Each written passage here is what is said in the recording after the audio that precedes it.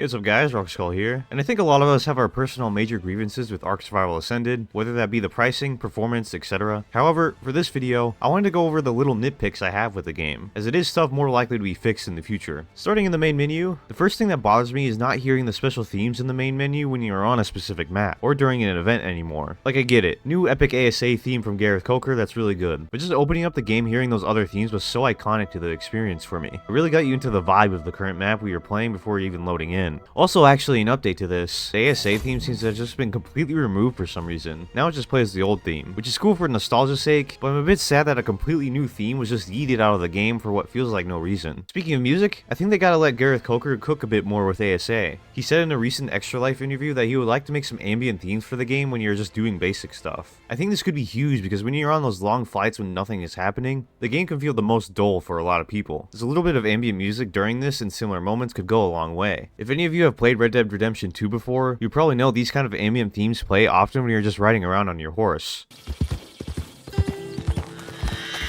It adds a lot, and I think ASA could also benefit from it. Going back to the main menu, something that always bothered me a bit that it doesn't actually tell you when your mods need to be updated for your single player / non-dedicated games. You have to go to the mods list, and then check all the mods yourself if they need to be updated. Like, it would be neat if it told you that some mods need to be updated right here in the main menu. This is something the original game actually had a feature of, so a bit wacky it even got removed. An additional thing here is that you can't make multiple saves on the same map using the main menu. There is a way to do it with the files on PC, but consoles don't have access to this. I still really hope at some point us single player / non-dedicated people can have multiple saves on the same map, as I like doing different things depending on the situation. Messing with the game files is a bit annoying, and console people deserve better. Now, going into the settings where you create your non-dedicated or single player world, I got a few things that bug me here too. One of the main ones is that it's pretty difficult to tell what number changes actually do to your game unless you go in game every time to test a bunch. Let's take mating rates for example. You set it to 0.5, but most people don't know what the original mating rate was. So what does this actually make it? Just a bit more clarity on the settings numbers and what they actually do would be epic. Next is a personal annoyance of mine, and that's the non-dedicated tether setting being completely gone now. This means people will constantly have a limited range on non-dedicated servers, and you can't put it to infinite like you could before in ASE. My only guess was this was for performance reasons, but I still think the option should be there for people to experiment if their PC can handle it. Right now it's just way too short. Hopping into the game itself, one thing that always bugged me is the fact that the amount of slots and things always feels too low. I kind of get why it's the case, but you take something like the campfire that only has 3 slots. 3 of those slots often get taken up by charcoal, wood, and cooked meat, so it can be really annoying trying to cook anything. The industrial grill won't come for a while if you're playing solo on most maps, so I think there should just be a couple more slots in that fire. Storage rates all feel too low too, and I often find myself using the smithy and fabricator to store most things. An additional gameplay thing that has always sort of bugged me for a while is the way things like trophies / creature items are dropped. If you don't know, if you kill something that drops a trophy like an Argentavis, it'll have its items automatically transferred to the inventory of whatever killed it. This, however, is only if the thing in question is not already holding things that cause its weight to be above half. If its weight is above half, it'll be on the corpse of the dead creature instead, or if the corpse is destroyed, be in a bag on the ground. This process I've found to be kind of annoying if you need to collect trophies, and the whole auto pickup thing feels pretty inconsistent. I think it should just go into you or your creature's inventory no matter what unless you have maxed out slots. Next thing that bugs me is the broken GFI die commands. These were fine in ASE, but in ASA, whenever you spawn certain dyes in, they just don't work. Red dye turns everything white, and every time you type in the command for black dye, it just gives you black pearls. Something else goofy with the commands is the name inconsistencies when summoning creatures. For example, to summon a Rex, it's just called Rex, but if you want to summon something like a thorny dragon from Scorched Earth, it's called a spiny lizard. When I see this, I'm just like,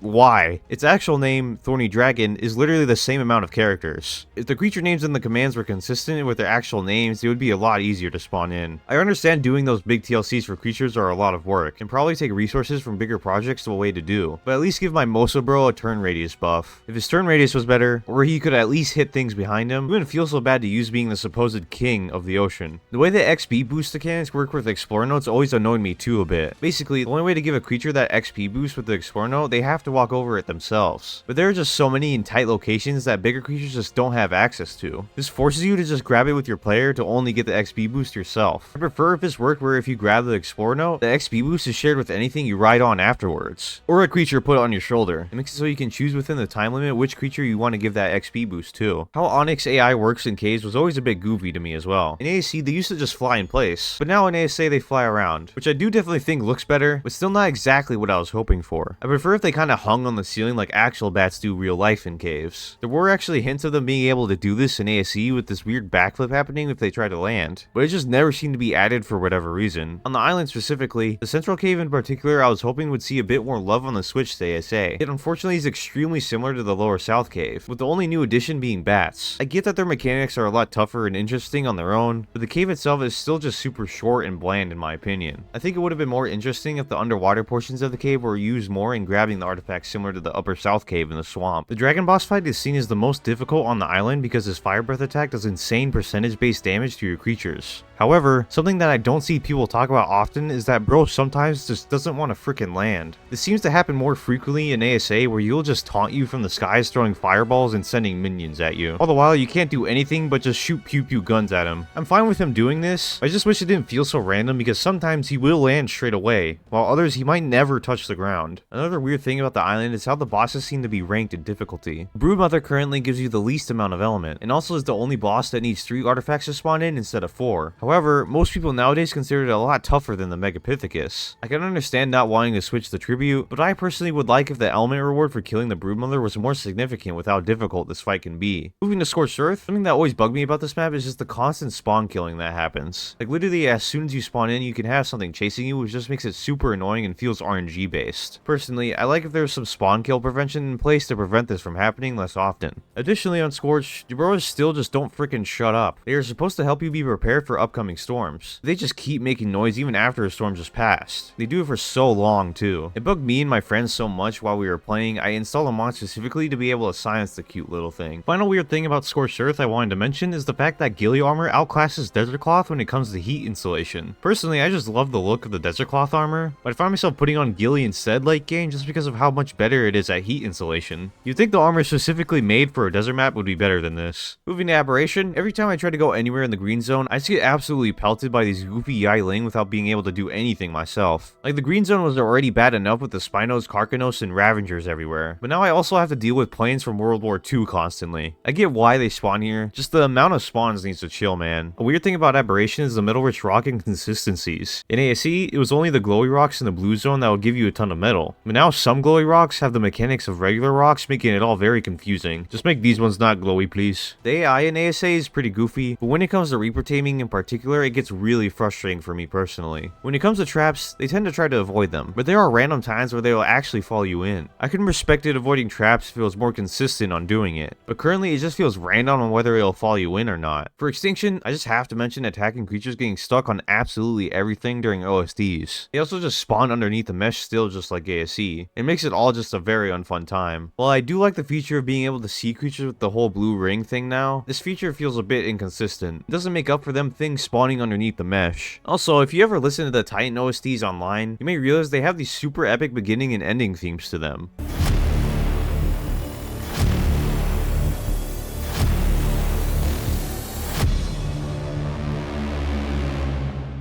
It's a big shame because these sound really cool, especially the Desert Titan one, but they just aren't in the game at all. It's just silence when they spawn in and when they die. Don't you dare cut out my boy Gareth COOK's music wildcard, put that shit in. Final goofy thing I wanted to mention here is the Ice Titan Sprint. If you never realized before, you can press shift while riding the Ice Titan and it flashes the stamina bar. However, he will still move at the same speed if you're just walking. It's super odd because this will stop stamina regeneration too on him. Goofy stuff.